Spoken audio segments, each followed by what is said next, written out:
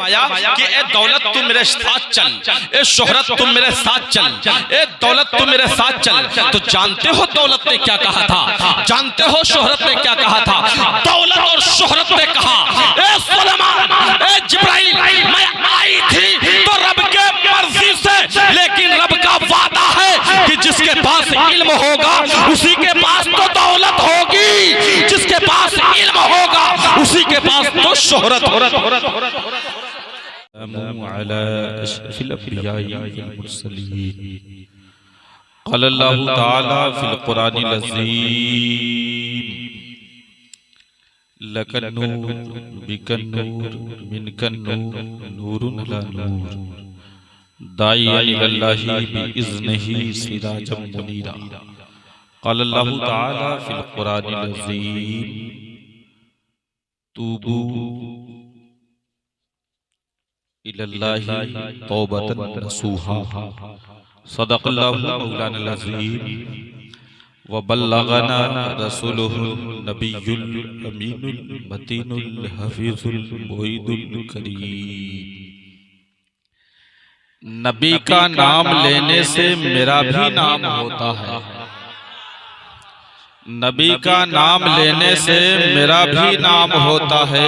उन्हीं के नाम के सदक़े, उन्हीं के नाम के सदक़े मेरा भी काम होता है, उन्हीं के नाम के सदक़े मेरा भी काम होता है, मेरा भी काम होता है।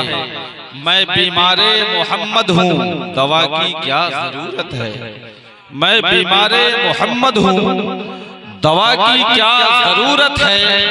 दुरूदे पाक पढ़ने से मुझे आराम होता है, दुरूदे पाक पढ़ने से मुझे आराम होता है। इसी मानो अकीदे की रोशनी में सारे लोग दिल लगा ले, मोहब्बत के साथ पढ़ ले दुरूदे पाक। अल्लाहुम्मा सल्ली अला सय्यदना मौलाना मोहम्मद मादिल जूदी वल करम वल मुहकम सल्लल्लाहु तआला अलैहि वसल्लम।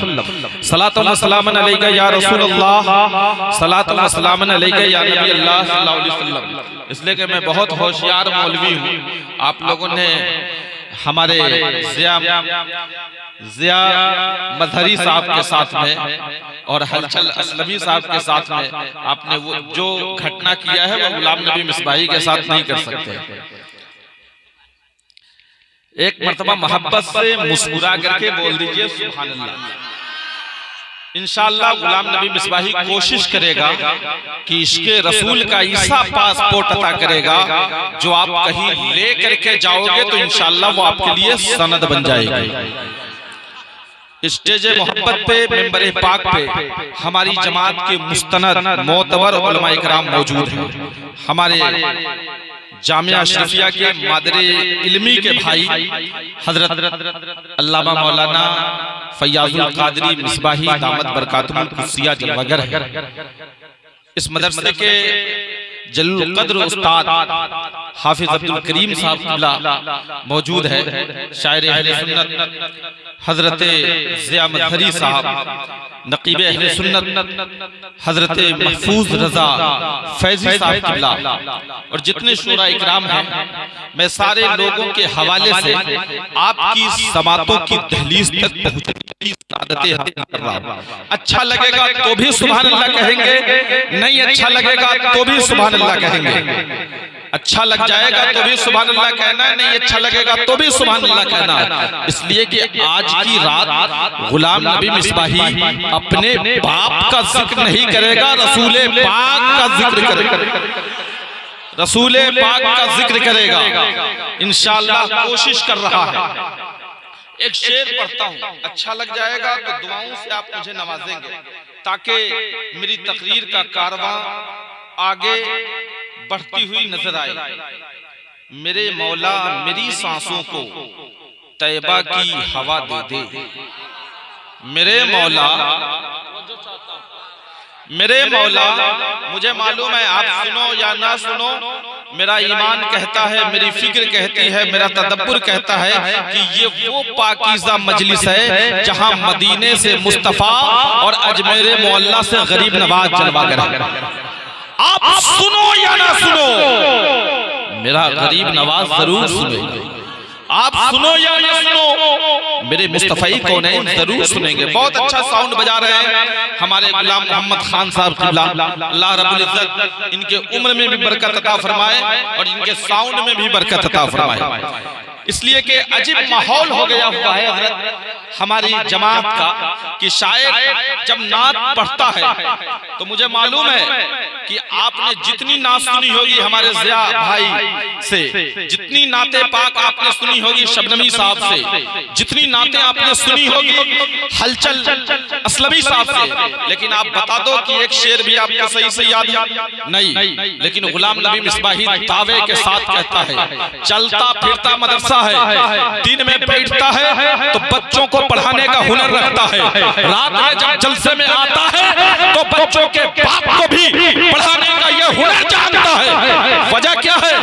वजह यही है कि जब ये चलता फिरता मदरसा है तो इस मदरसे में बैठ करके अब हमें तालीम हासिल करने की जरूरत है। इसलिए कि आप अपने मदरसे में नहीं जाओगे, आप अपने मकतब में नहीं जाओगे तालीम हासिल करने के लिए, इसी मदरसे में बैठ करके हासिल करोगे। इस मदरसे के अंदर आपको कौन कौन सा दर्स दिया जाएगा, कौन कौन सा सबक दिया जाएगा, ये यही मदरसा बता सकता है। दूसरा मदरसा आपको ये बातें नहीं बता सकता है, लेकिन जो ही मुकर्रिर बैठता है, जो ही तकरीर करने वाला बैठता है, पता नहीं हमारे दिमाग में कौन सा कीड़ा रेंगना शुरू हो जाता है, कौन सा कीड़ा काटने लगता है कि हम उठ करके चले जाएंगे। मैं कहता हूँ इसमें आपका कसूर नहीं है, बल्कि शैतान आपको उंगली करना शुरू करता है और कहता है कि चल मजमे से उठ जा, मजमे से उठ जा, चल हम जाकर के बाहर गुटखा खा लेते हैं, चाय पी लेते हैं, पान खा लेते हैं, बाइक पर बैठ करके हम पबजी गेम खेल लेते हैं, लूडो किंग खेल लेते हैं, रात भर हम सो करके गुजार लेते हैं। लेकिन मैं कहता हूँ कि तुम हर दिन जागते हो अपने नसीब के लिए, आज रात में जग जाओ रब के हबीब के लिए।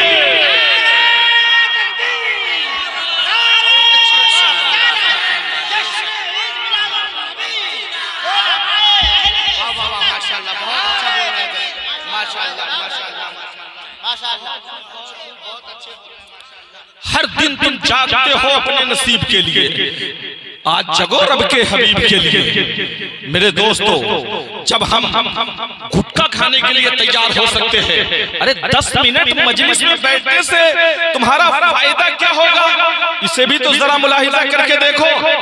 ये वो मजमा है, ये वो मजमा है कि तकरीर करना ये मेरे आका की सुन्नत है और तकरीर को सुनना ये सहाबा की सुन्नत है।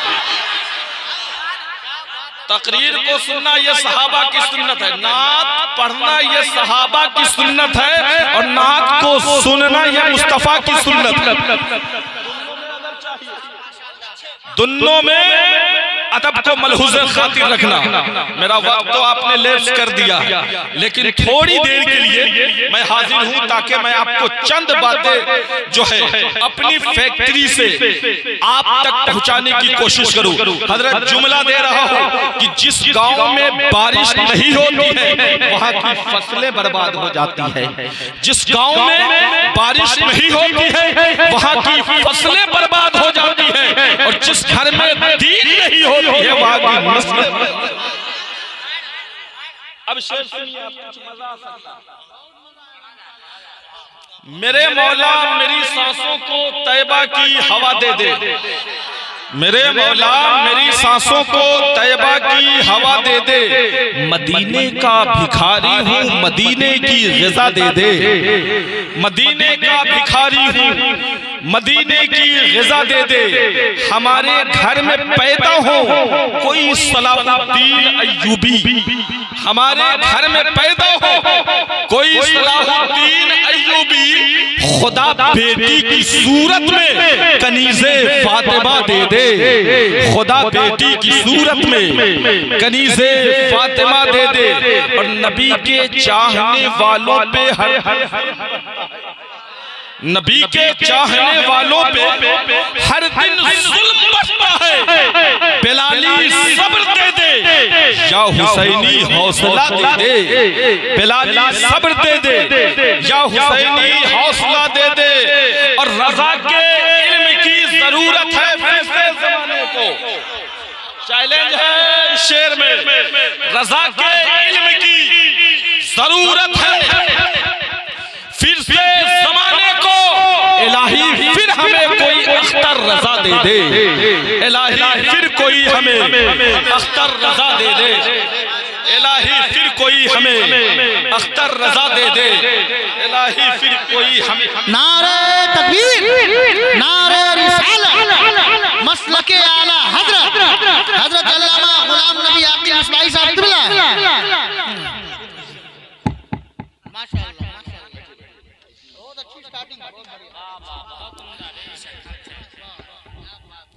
अभी तो मैं टाइम पास कर रहा हूँ, तकरीर शुरू कहाँ किया, तकरीर सीखिएगा तब उसके बाद समझ में आएगा।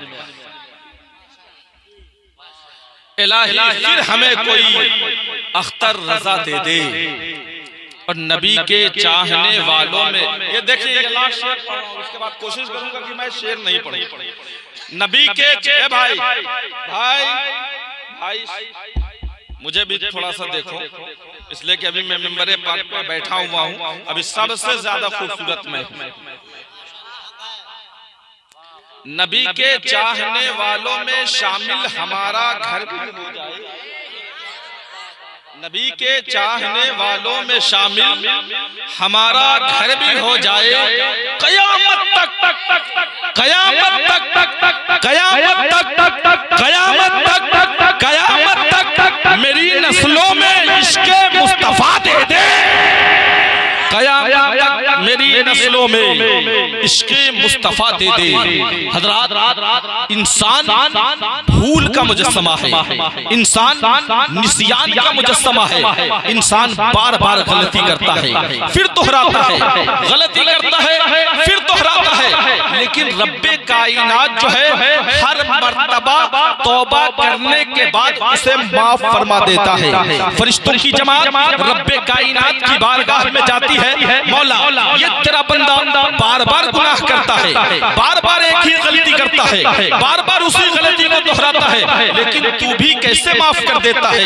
रब्बे कायनात कहता है कि सुन, मैं रहमान हूँ, मेरा बंदा गलती करने के बाद भी मेरी तरफ रुजू करता है और कहता है कि मेरा रब तो रहीम है, वो मेरी बख्शिश और मग़फ़िरत कर देगा। लेकिन दोस्तों जरा तवज्जो करो, जरा गौर व फिक्र करो कि आप अगर किसी के साथ गलती कर दे, एक मर्तबा गलती करेंगे वो माफ कर देगा, दूसरी बार गलती करेंगे वो माफ कर देगा, तीसरी बार गलती करेंगे वो माफ नहीं करेगा, बल्कि 1 साल 2 साल 3 साल 4 साल 5 साल 6 साल 7 साल 8 साल 9 साल यहाँ तक के जिंदगी गुजर गई, आप भी कब्र में वो भी कब्र में, लेकिन वो माफ ना करेगा।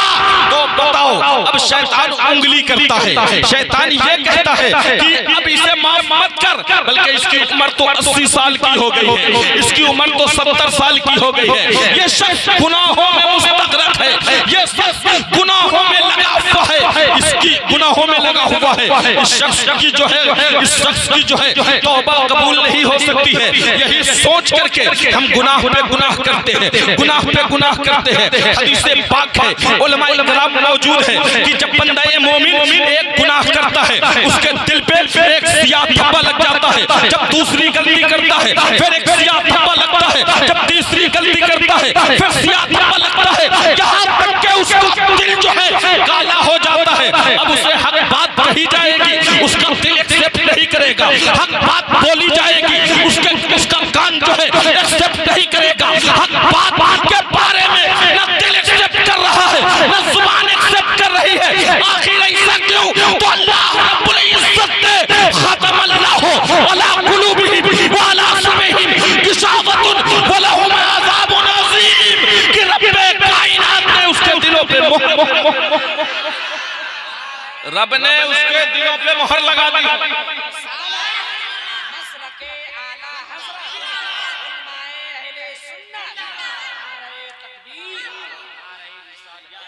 अब आओ शाबानुल मुअज़्ज़म के इस मुबारक महीने में, ये वो मुबारक महीना चल रहा है जिसके बारे में खुद क़यामत तक की मोमिनों की माँ आयशा फरमाती है, क़ालत काना यसूमु शाबानन कुल्लुहु व काना यसूमु शाबानन कलीला। वो फरमाती है कि मेरे आका अक्सर रोजे रखा करते थे, अक्सर रोजे रखा करते थे। जब आका पैगंबराने रऊफ़ुर रहीम, काबे के बदरुद्दुजा, तैयबा के शम्सुद्दुहा, मोहम्मद अरबी रूही फिदा सल्लल्लाहु अलैहि वसल्लम से पूछा गया कि इस महीने में ज्यादा रोजे क्यों रखते हो?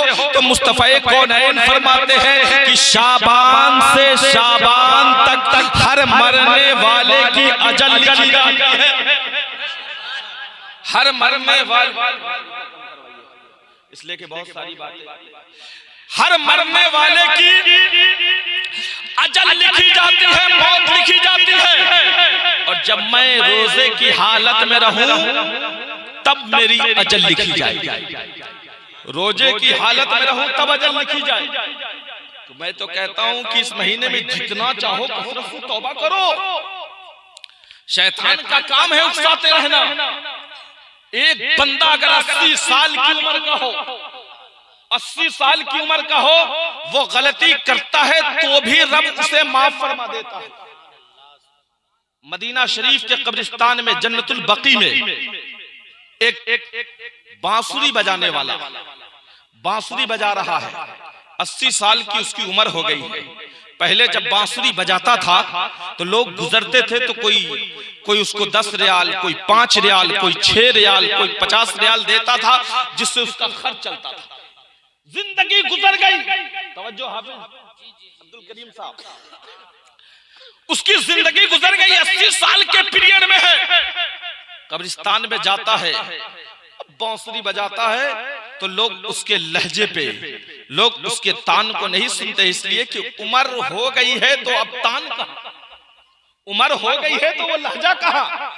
अब तो सांसें अटक रही है, अब तो गाने की सलाहियत नहीं है। वो शख्स गिर जाता है सजदे में और कहता है, मौला अगर तू मेरी जान लेना चाहता है तो तू मुझे मौत दे दे, मुझे एक्सेप्ट है, मौत दे दे, मुझे एक्सेप्ट है।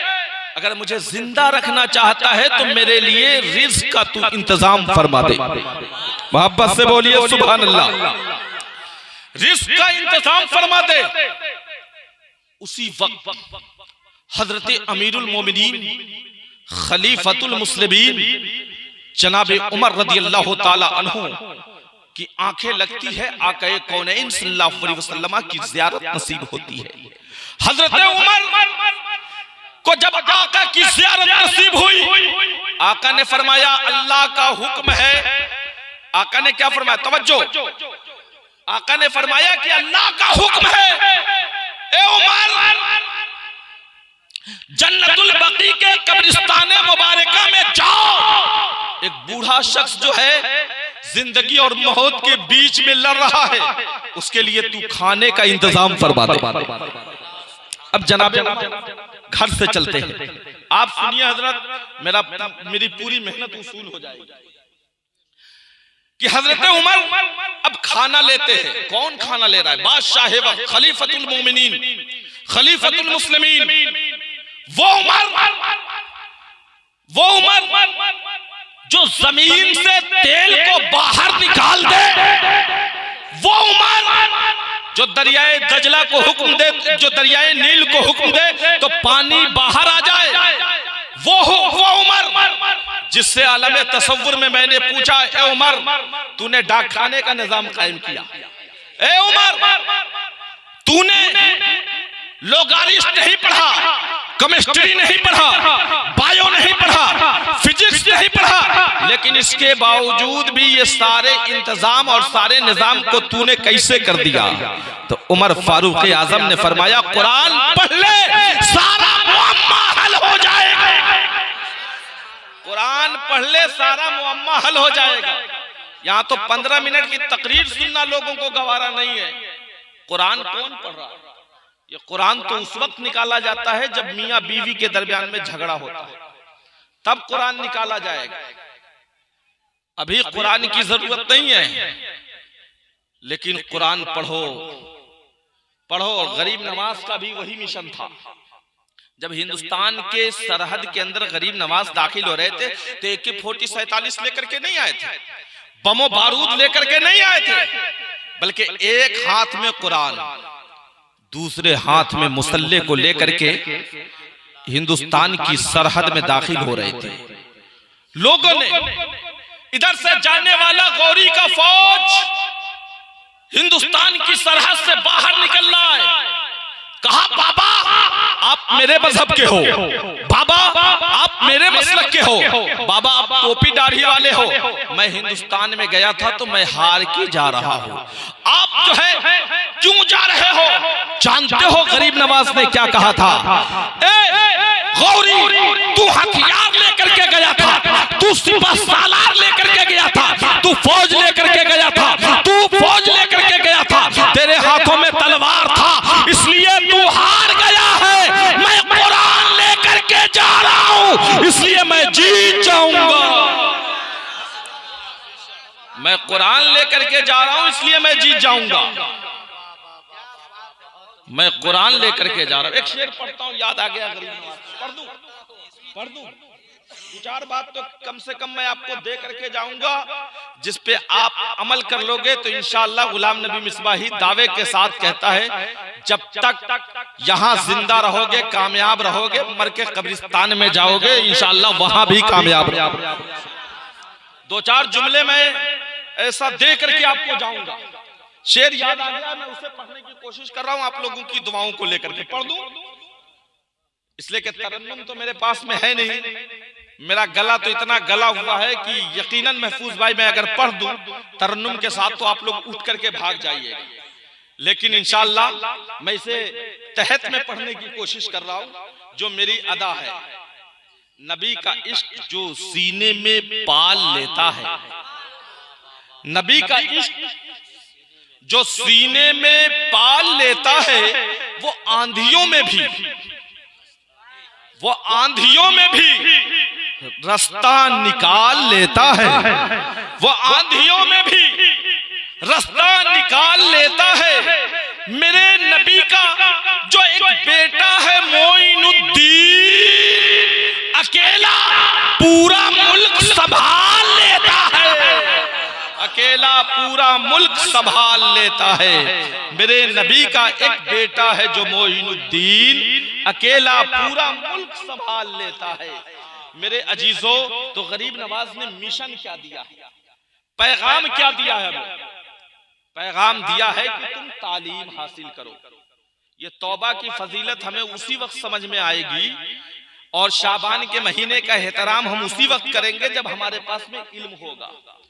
लेकिन होता क्या हजरत, बच्चा जो ही 15 साल का हुआ बच्चे को भेज दिया जाता है मुंबई, बच्चे को भेज दिया जाता है काठमांडू, बच्चे को भेज दिया जाता है जनकपुर, बच्चे को भेज दिया जाता है कोलकाता, बच्चे को भेज दिया जाता है अहमदाबाद। जा बेटा फुटपाथ पे जो है कपड़े बेच लेना, मूंगफली बेच लेना, ठेले लगा लेना, ताकि जो है तू 20,000 कमाएगा तो मैं भी खुश रह सकूंगा, तू भी खुश रह सकेगा।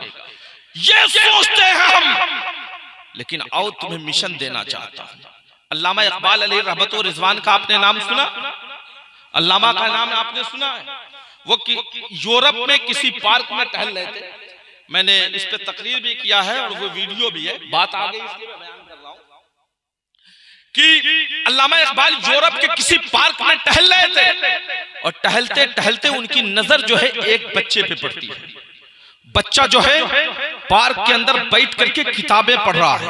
अल्लामा इकबाल ने कहा कि मैं अशबेलिया घूमा, मैं जो है गरनाता घूमा, मैं जो है करतबा में मैंने देखा, यूरोप के बड़े बड़े मुल्कों में मैं गया, एशिया का मैंने सफर किया, लेकिन किसी भी बच्चे को मैंने पार्क में पढ़ते हुए नहीं देखा।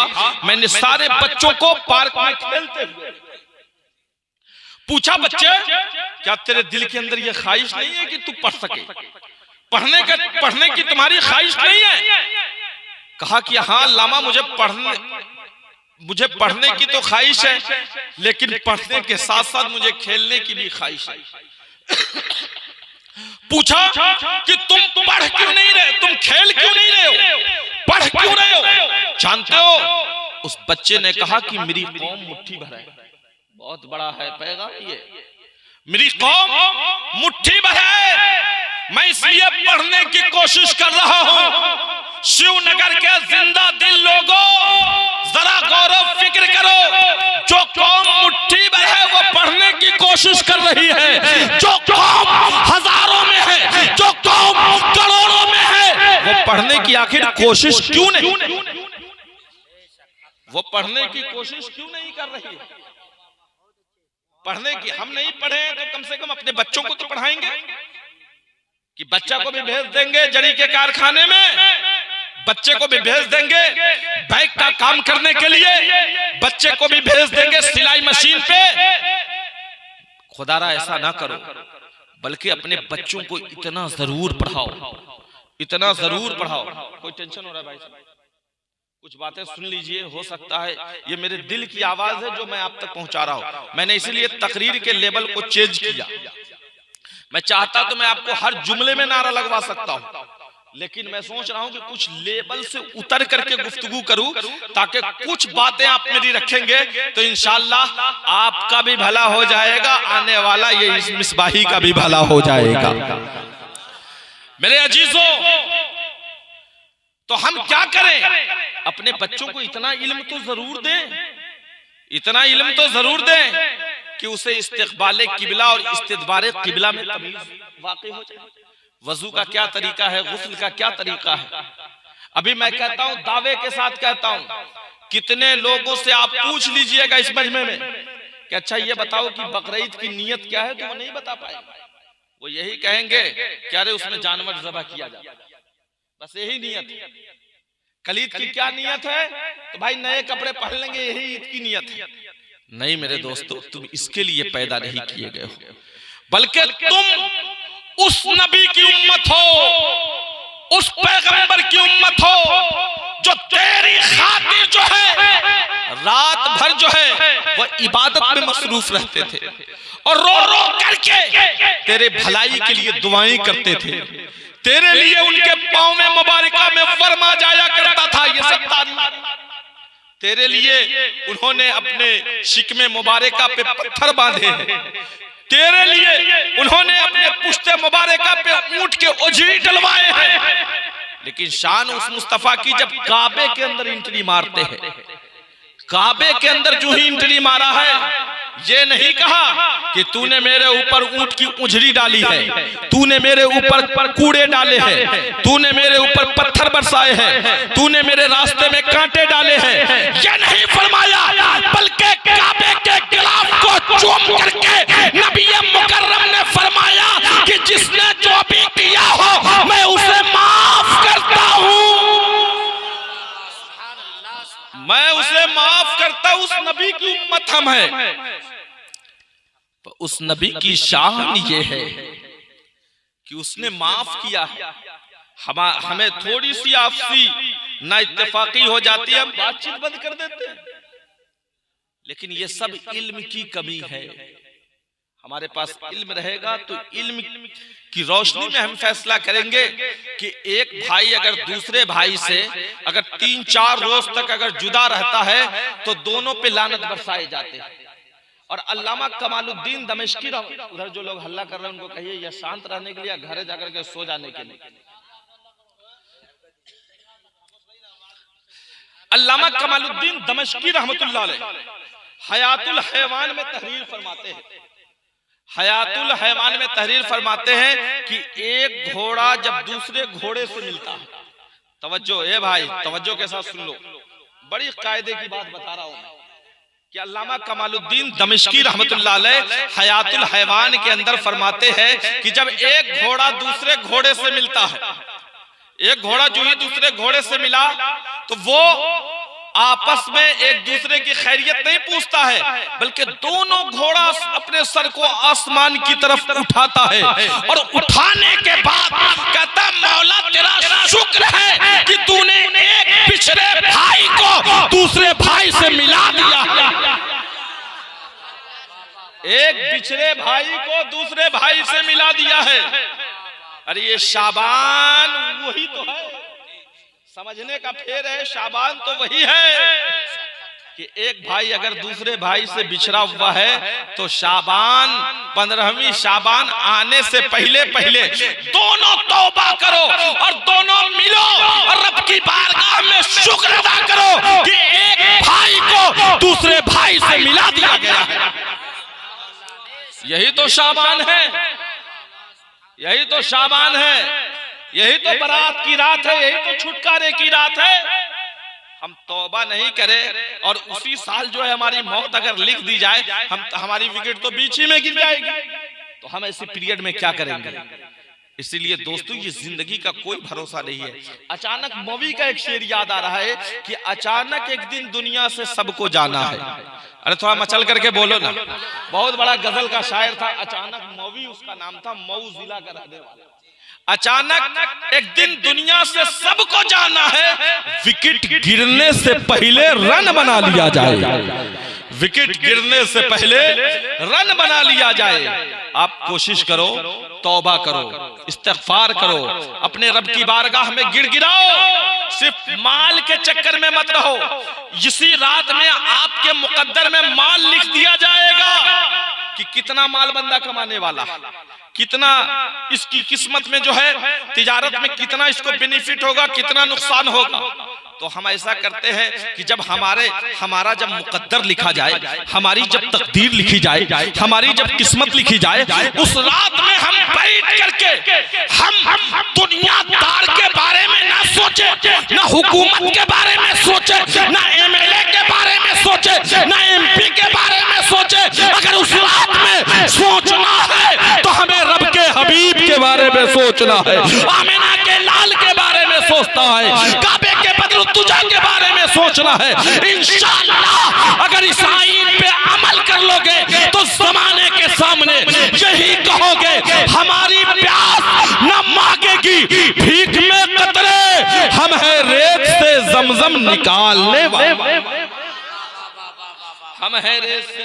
आप मत दीजिए महफूज भाई, मुझे बहुत तकलीफ हो रही है, सिर्फ आप दे रहे हैं, इसलिए कि आप ही का हक नहीं है, आप लाए हैं तो इसका मतलब ये नहीं कि आपका हक है। एक मर्तबा मुस्कुराए, अच्छा बताइए अच्छा लग रहा है कि बहुत अच्छा लग रहा है? ऐसे ही सुनिएगा। तबीयत जिसकी खराब हो जाए उसको 2 प्लेट बिरयानी दी जाए, अच्छी लगेगी? क्यों?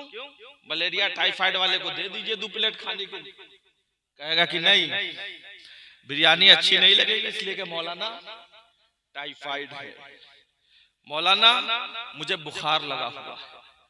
अच्छा एक बात और ज़हन में आ रही है कि मलेरिया टाइफाइड वाले को अगर डॉक्टर कहे कि सलाद मत खाओ, वो खाएगा? जोर से बोलिए, नहीं खाएगा। आइसक्रीम खाएगा? ठंडा पिएगा? नहीं। जब मैंने आलम तसव्वुर में एक बीमार से पूछा मलेरिया टाइफाइड वाले से कि अच्छा ये बताओ कि तुम क्यों नहीं खाते, कहा मौलाना तुम्हें मालूम नहीं है, अगर बिरयानी खाऊंगा, अगर मैं ठंडा पीऊंगा, डॉक्टर ने मना फरमाया है तो जान जाने का खतरा है। तो सुन लो शिवगंज के मुसलमानों, जरा तवज्जो करो। जब एक डॉक्टर कहते आइसक्रीम मत खाओ वरना जान चली जाएगी, या आपका मिसबा ही कहता है कि अगर नबी के फरमान को ना मानोगे, रब की रबूबियत को ना मानोगे, रब की वहदानियत को तस्लीम नहीं करोगे तो ईमान चला।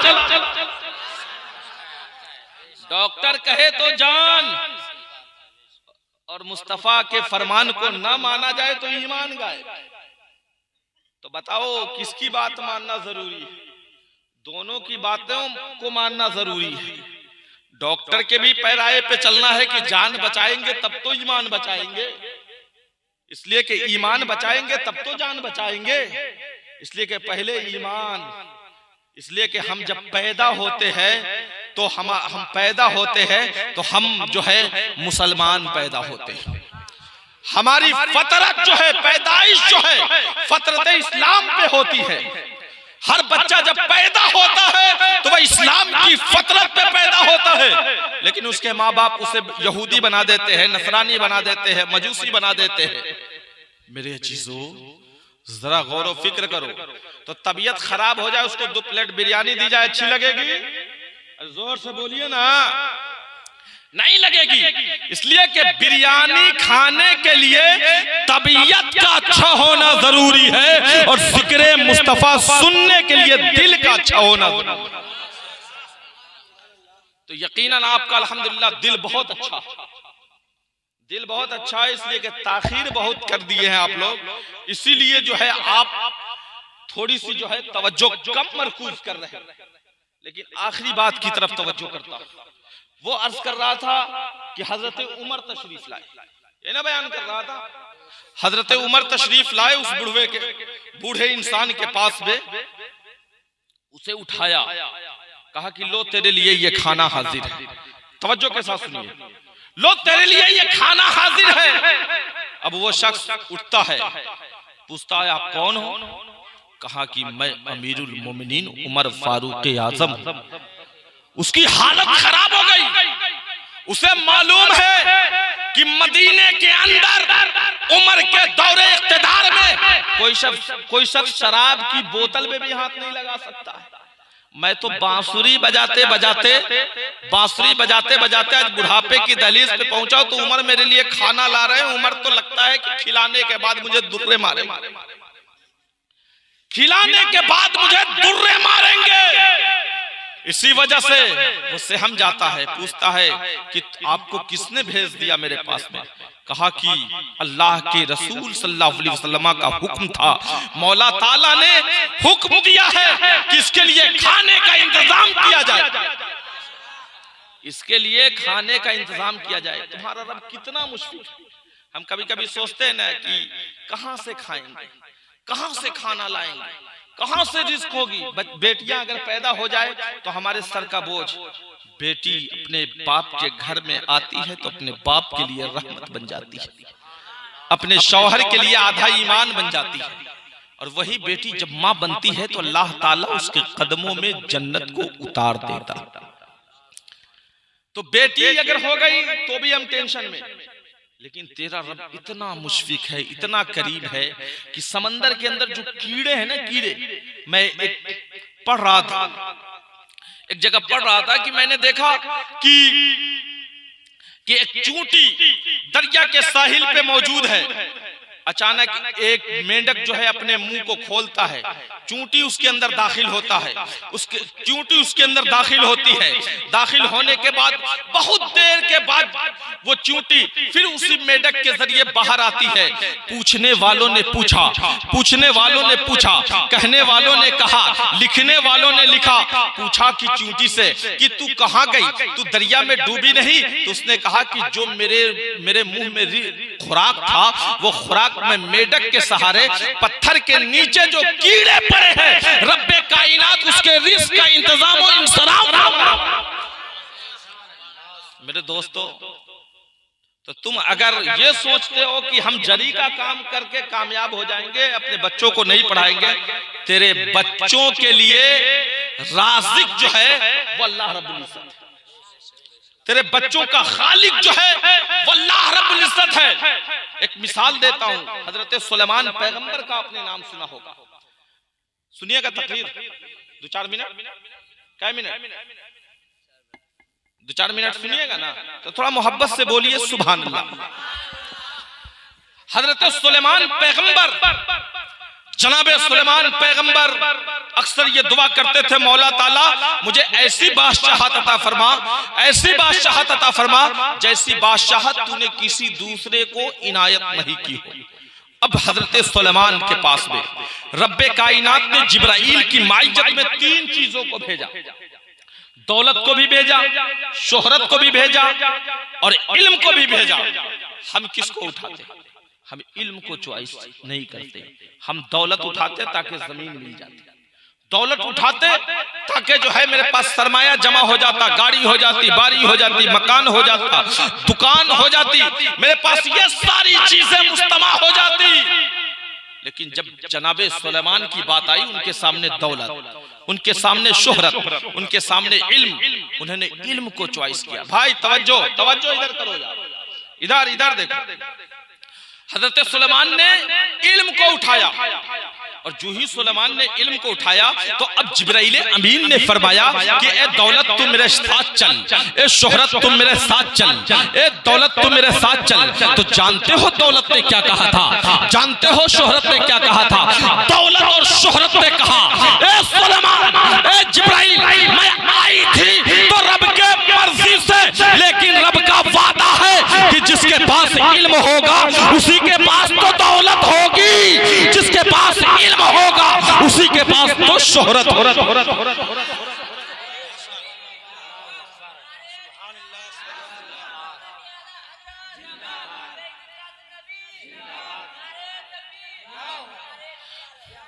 जिसके पास इल्म होगा उसी के पास दौलत। लेकिन आज तो सिस्टम ये कहता है कि सिर्फ हम मदरसे में पूरे, मैंने अपने मुल्क का सर्वे किया, आपके मुल्क का सर्वे नहीं किया, लेकिन मैं ये देखता हूं कि 96% लोग अपने बच्चों को मदरसे में नहीं पढ़ाते हैं, सिर्फ 4% लोग पढ़ाते हैं। वो मदरसे में आते होंगे, आप लोगों के पास तजर्बा करके देखिएगा, वो आते हैं, मौलाना साहब बच्चे बहुत कम रखे हुए। अबे तुम अपने बच्चे को भेज ही नहीं रहे तो बच्चा कहां से ज्यादा है? ऐसा होता है या नहीं होता? सिर्फ 4% बच्चे। मैं कहता हूं घबराओ मत, सिर्फ 10 से 12 साल की पीरियड का इंतजार करो, एक भी मौलवी तुम्हें दिखाई नहीं देगा। फिर सही से जब दिखाई नहीं देगा, जनाजा यहां रखा हुआ होगा, तुम तलाशते रहोगे मौलाना। निकाह की बात आएगी, मौलाना को तलाशते रहो,